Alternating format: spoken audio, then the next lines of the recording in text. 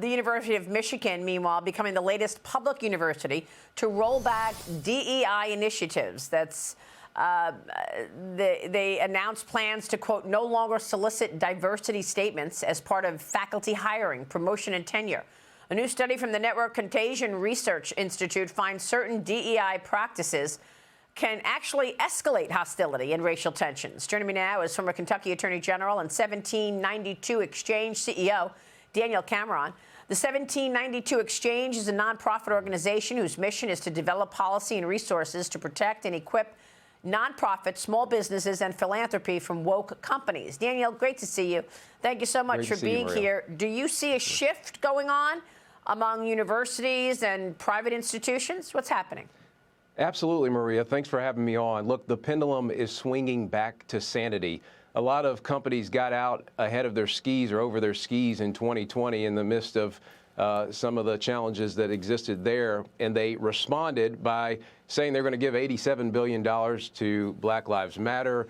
They said that they were going to go all in on the human rights campaign. But what this is or had been, was virtue signaling. And as I've stated before, the age of virtue signaling is over, and the decision-making and sound decision-making for businesses is returning. And you're seeing the same thing in the university context. I mean, the University of Michigan is making a good decision to base promotions and hiring not on diversity, equity, and inclusion, but this idea of merit, excellence, and intelligence. That's where we need to go as a country. That's how we get to a more perfect union, and I'm excited to see it.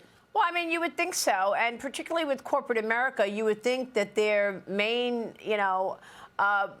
sort of rulemaking would adhere to what shareholders want and what the insiders want, customers and employees.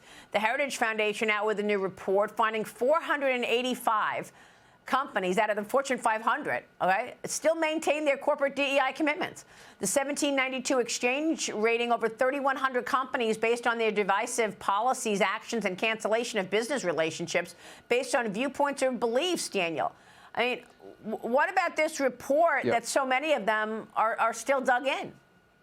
Well, Maria, look, you note something that is pretty profound here. Back in 2019, for decades, the idea was a business should be there to maximize the return to the shareholders and make good products. But back in 2019, the Business Roundtable, which is a group of CEOs, decided to change what it means to have or define a corporation, and they defined it to be stakeholders. And what that has ultimately meant is groups like Black Lives Matter and other far-left organizations having a foothold in our corporate community. But now we're seeing a return to normalcy, I think partly because of a different administration in the White House, but we're also seeing that customers want good products made. They don't want to be preached at when they go into a big box store. They want to buy a high quality product, not have a company push a political agenda on them.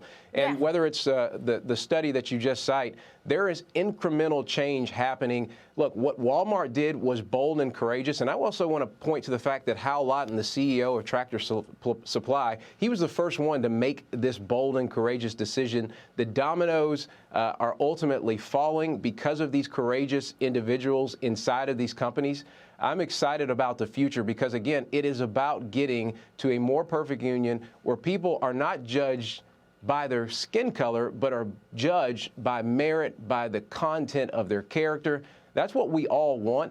And I think Americans are exhausted by the idea that, again, they would go into a store or see an advertisement on television and be preached at about a political agenda. Yeah, they just want to buy good services and good products. And you write all about this in your op-ed in the Wall Street Journal. You write Walmart joins Tractor Supply, John Deere, and others that have withdrawn from the controversial scorecard.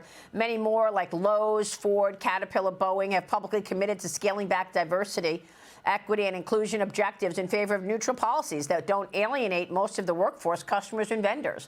Walmart says goodbye to DEI, you write. The company announced it's no longer returning to its survey to the Human Rights Campaign's Corporate Equality Index for a score.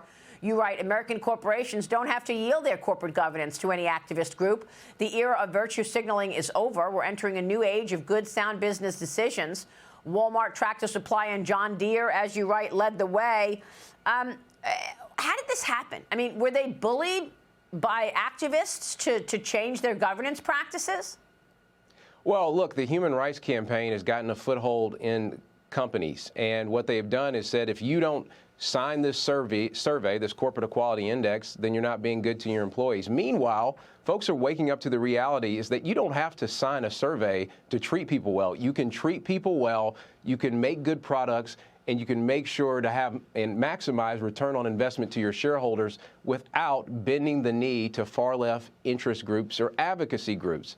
And I think as more customers have more information, and that 1792 exchange, that's what we're about. We're about equipping citizens with information to make sound decisions about where they go when they're buying goods. We're about making sure that CEOs and executives within companies have an outlet in which they can talk to 1792 about the challenges that they are experiencing. We know CEOs ultimately want to make good decisions. That's why I often say that when I go to a corporation and have a conversation, I come with an open hand, not a clenched fist, because we believe that corporations want to make good decisions. They've just been pressured by the far left into making decisions that are not in the interest of a corporation, but are in the interest of political agendas, and far-left political agendas at that. All right. We will leave it there. Daniel, great to see you. Thank you so much. Always great to see you, Maria. Thank you.